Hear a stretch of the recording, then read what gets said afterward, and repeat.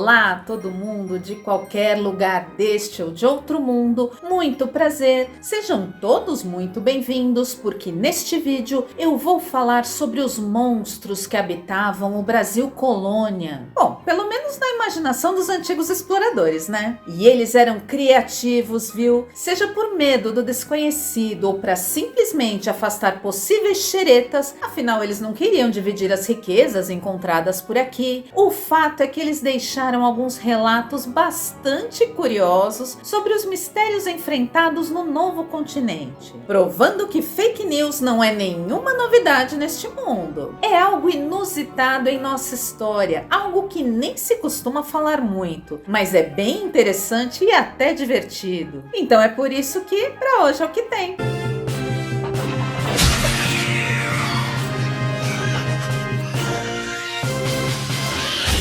Desde criança, a gente ouve histórias de criaturas fantásticas que habitariam as matas e águas brasileiras. Nosso folclore é rico em lendas incríveis, perpetuadas pelos povos nativos. E como não amar a poesia e a fantasia da nossa própria mitologia? Bonito, viu? Eu adoro. Mas o que hoje entendemos como lendas, muitos dos antigos colonizadores contavam como realidade. Não é brincadeira, não. Era muito comum que escrevessem em suas cartas para amigos e familiares deixados em Portugal histórias sobre seres assustadores que permeavam o imaginário dos europeus sobre este novo mundo selvagem. Eu aumento, mas não invento. Essas histórias até poderiam ser fruto do medo do desconhecido, o que seria muito natural, ou simplesmente do desejo de mostrar grande coragem. Ah, sim, claro! Mas também poderia ser uma forma de manter à distância possíveis concorrentes na busca por riquezas no novo continente. Não duvido nada. Afinal, nem todos teriam a coragem de enfrentar tais perigos. Ah, Jesus, pelo amor de Deus, não! Esses relatos fantásticos davam um ar de fantasia e aventura à vida por aqui, algo que só poderia ser vivenciado pelos mais valentes homens. Na verdade, os riscos eram muitos sim, mas bem mais realistas, zero glamour.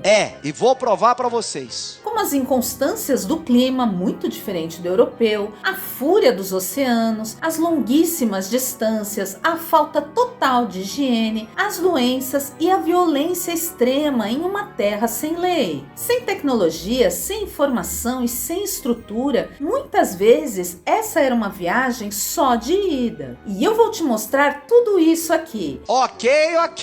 Mas antes, já deixa aquele seu like valente de um legítimo explorador de novos mundos, que eu sei que você também adora uma história cheia de curiosidades. Aproveita, se inscreve no canal para que ele possa crescer e mais pessoas cheguem a esta conversa.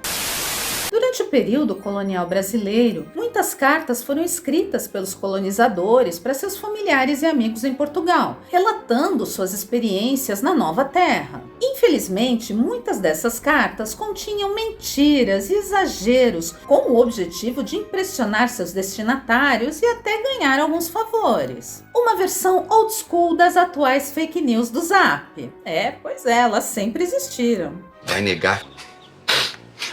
Uma das mentiras mais comuns era sobre a facilidade de obtenção de riquezas no Brasil. Os colonizadores relatavam que havia ouro e diamantes em abundância, o que atraía ainda mais pessoas para a colônia. Na verdade, não era assim tão fácil botar a mão em todas essas riquezas não, porque era preciso realmente coragem para desbravar um mundo totalmente desconhecido, investir muito dinheiro nesta empreitada e ainda enfrentar a coroa portuguesa, que ao se apossar de nossas terras, passaram a dominar tudo. E alguém recusa a ordem de um rei? E esses colonizadores que chegavam aqui com grandes ambições também tinham que enfrentar a resistência dos povos indígenas, claro, nada mais justo, que lutavam para defender suas terras e os recursos naturais que garantiam sua subsistência. Qualquer um reagiria assim se visse sua casa invadida e pilhada. Dono? Como assim?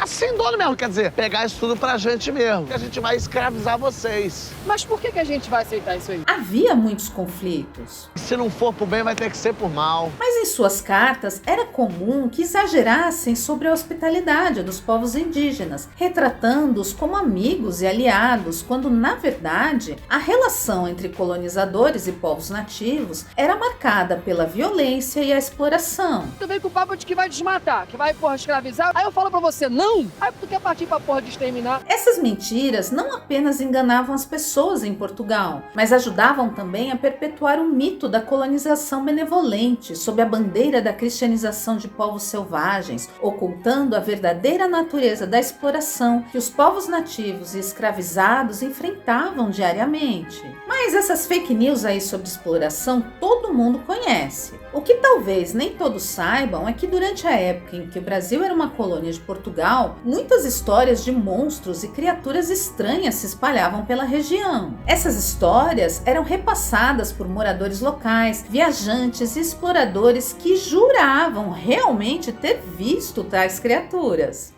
Tinha bicho? Bicho? Qual bicho? Que tipo de bicho? Uma das histórias mais famosas era do Mapinguari, um monstro gigante com um olho na testa e uma boca enorme. Anda pela mata de dia berrando, quebrando galhos e arrancando os troncos das árvores com suas garras enormes. Diziam que ele habitava as florestas amazônicas e que era conhecido por atacar viajantes que se aventuravam pela região. Ele se alimenta de caçadores, mas não é um guardião da floresta. Ele é um monstro maligno que se alimenta de carne humana. Havia também histórias sobre a mula sem cabeça, uma mula que se transformava em um monstro nas noites de lua cheia.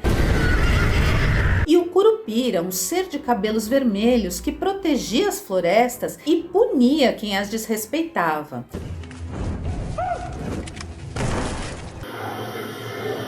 Essas histórias dessas criaturas estranhas faziam parte da cultura popular brasileira da época colonial e continuaram a ser contadas e passadas de geração em geração. Mas uma das histórias mais interessantes desta época era do Ipupiara. Essa lenda era contada especialmente por tribos tupi-guarani que habitavam a região costeira do país. Na época, dizia-se tratar de um monstro aquático que vivia nas águas profundas do oceano e que de vez em quando era visto na praia. Por isso mesmo, o monstro recebeu este nome. Ipupiara significa demônio das águas. De acordo com a lenda, o Ipupiara era uma criatura com características humanoides, mas com uma pele de cor escura e escamosa, olhos grandes esbugalhados e brilhantes e uma boca enorme, cheia de dentes afiados. Dizem que o Ipupiara era um caçador feroz e que costumava atacar pescadores e navegantes que se aventuravam em suas águas. Ele era capaz de se camuflar nas profundezas do oceano e assim surpreender suas presas. Vou mostrar quem é que manda no pedaço. Ele também era descrito como um ser poderoso e mágico, capaz de controlar as correntes marinhas e o clima. Em algumas tribos, o Ipupiara era visto como uma espécie de divindade marinha, capaz de proteger as comunidades costeiras e de garantir a abundância de peixes e mariscos. Proteger acho que até ajudava, porque quem era besta de se meter por ali, né? Alguns povos indígenas ainda hoje realizam rituais em honra ao Ipupiara, como forma de agradecimento e respeito. Apesar de ser uma lenda antiga, a história do Ipupiara ainda é contada em muitas regiões do Brasil, principalmente nas áreas costeiras do Nordeste e do Sudeste. A criatura lendária também é retratada em livros, filmes e outras obras de arte como uma forma de preservar e divulgar a cultura e as tradições indígenas do nosso país. Boa ideia! Os relatos dos portugueses sobre o Ipupiara são muitas vezes contraditórios. Claro, como poderia ser diferente, né? Alguns exploradores europeus que chegaram ao Brasil durante a época colonial mencionavam a existência dessa criatura estranha e assustadora que habitava as águas costeiras. Mas em muitos relatos não a identificavam especificamente como o Ipupiara. Aí também não sei que eu não trabalho com bicho. Em outros registros, o Ipupiara era mencionado como uma espécie de demônio marinho, uma criatura maligna que ameaçava a segurança dos navegantes, mas também dos pescadores exploradores que viviam na região. Nossa! Os portugueses também associavam sua figura a outras criaturas do folclore europeu, como sereias e tritões. E na mitologia europeia, a existência dessas criaturas justificaria o desaparecimento muito comum de navegantes naquela época. Afinal de contas, o oceano era um mundo totalmente desconhecido. Eles não sabiam por onde ir, como ir e muitas vezes não chegavam. Muchos temen el enorme desafío que les ofrezco. Es preciso que le tengan miedo. E eu falo mais sobre a lenda das sereias em um outro vídeo aqui do canal, inclusive falando também sobre a relação com a pequena sereia. Dá uma olhada lá que eu sei que você vai gostar. Eu vou deixar o link aqui em cima nos cards e aqui embaixo na descrição. Agora, um dos relatos mais famosos e interessantes sobre o Ipupiara é a do historiador português Pero de Magalhães Gândavo, que está registrado em seu livro História da Província de Santa Cruz, de 1576. Inclusive, tem só 2 cópias desse livro e uma delas está na Biblioteca Nacional no Rio de Janeiro. Segundo seu relato, certa noite, uma jovem indígena passeava na orla da praia, onde hoje é a Praia do Gonzaguinha, em São Vicente, quando avistou o Ipupiara andando na areia. Irecê era uma escrava e costumava fugir à noite para se encontrar às escondidas com seu amado Andirá. Uma velha feiticeira, então, que sabia desses seus encontros, certa vez avisou: Irecê, conte a verdade ao seu senhor. Os espíritos do mar não gostam disso não. E de repente podem te mandar um castigo. E não é que o castigo veio? Nossa, gente, mas não, né? Irecê estava na praia e viu à beira d'água a canoa de Andirá, mas ele não estava lá. Ela então emitiu um piado de pássaro noturno, é assim que está descrito no texto, viu? Que era um sinal de comunicação entre eles, mas não obteve resposta. Irecê imaginou então que tivesse levado um fora de Andirá e, muito chateada, decidiu voltar. Já no caminho de volta, ouviu urros pavorosos como de um jaguar ferido e viu em seguida um vulto enorme, gigantesco, que caminhava de um jeito esquisito com os braços abertos. Gente, eu tô um pouco assustado. A criatura tinha quase 3 metros e uma cabeça comprida, com escamas e longos bigodes. Irecê achou que seria um fantasma do mar ou uma divindade das florestas. Talvez um demônio que viria lhe trazer o tal castigo dito pela velha feiticeira. Assustada e aos prantos, Irecê correu para a casa de pedra, onde vivia o capitão Baltazar Ferreira, que dormia pelo adiantado da hora. Meio contrariado, ele nem deu atenção para o que ela contou. E desesperada, ela correu de volta para a praia, gritando para que o capitão fosse com ela. Irecê tentou convencê-lo, afirmando que era um demônio e que era preciso correr antes que ele destruísse toda a vila. E ela avisou também que os padres do colégio deveriam ser chamados para destruí-lo. Vencido pela insistência da jovem, Baltazar Ferreira saiu de casa em suas roupas de dormir, carregando apenas o gibão e a espada. Quando iam atravessando o grande campo de Jundu, ouviram urros e gritos roucos da tal criatura. Assustado, o capitão disse apenas: "Tu tens razão, é mesmo uma coisa grande e feia." Eu não consigo levar a sério, desculpa, gente. Ele se encheu de coragem e partiu para cima da criatura em um intenso combate. Apesar da luta, o capitão conseguiu perfurar o Ipupiara na barriga com sua espada. A criatura gritou tão alto que acordou os demais moradores da vila, que logo chegaram e puderam testemunhar a criatura caída no chão. Não bastasse ter uma criatura monstruosa andando pela praia, tinha testemunhas também, tá? Quando foi que já me viu mentindo? Nunca vi, só ouvi. Eu devia estar lá pra ver. A população empolvorosa rodeava aquela carcaça enorme e assustadora, com 3,5 metros de altura. Peraí, não aumentaram aqui não? O que causou espanto geral. Braços longos, pés de barbatanas, dentes pontiagudos, o corpo coberto de pelos. Opa, não eram escamas? Gente, Um grande focinho e bigodes. esse é o tipo da coisa que eu acreditaria. O Ipupiara era, segundo alguns relatos da época, um ser bestial faminto, repugnante, de ferocidade primitiva e brutal. O O jesuíta Fernão Cardim dizia em seus textos que tais criaturas tinham boa estatura e eram muito repulsivas. Matavam as pessoas abraçando-as, beijando-as e apertando-as até as sufocar. Esses monstros também eram conhecidos por devorar os olhos humanos, os narizes, as pontas dos dedos dos pés e das mãos. Não dá pra acreditar. Existiam também na forma feminina, viu? Não pense que a gente ia sair livre dessa não, viu? E possuíam longos cabelos e eram muito formosas. Sedutoras, tal qual uma sereia, que atraíam os homens para o fundo do mar. Mas eles não perdiam a oportunidade de colocar as mulheres como vilãs, né?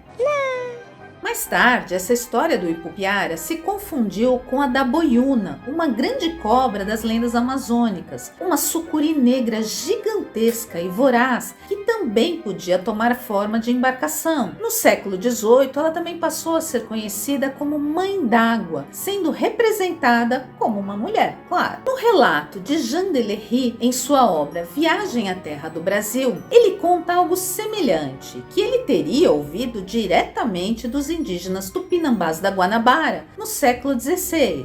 Senta que lá vem a história. Não devo omitir a narração que ouvi de um deles em um episódio de pesca. Olha aí, já tá avisando que é história de pescador, tá? Disse-me ele então que, estando certa vez com os outros em uma de suas canoas de pau, por tempo calmo em alto mar, surgiu um grande peixe que segurou a embarcação com as garras. E peixe tem garras? Do jeito que as coisas vão, eu não me admiro mais de nada. Mas enfim, procurando virá-la ou meter-se dentro dela, foi o que ele disse. Vendo isso, continuou o selvagem. Decepei-lhe a mão do peixe. Estou quase lhe pegando na mentira. Com uma foice, e a mão caiu dentro do barco. E vimos que tinha 5 dedos como a de um homem. E afinal, não eram garras? Agora é uma mão de um homem?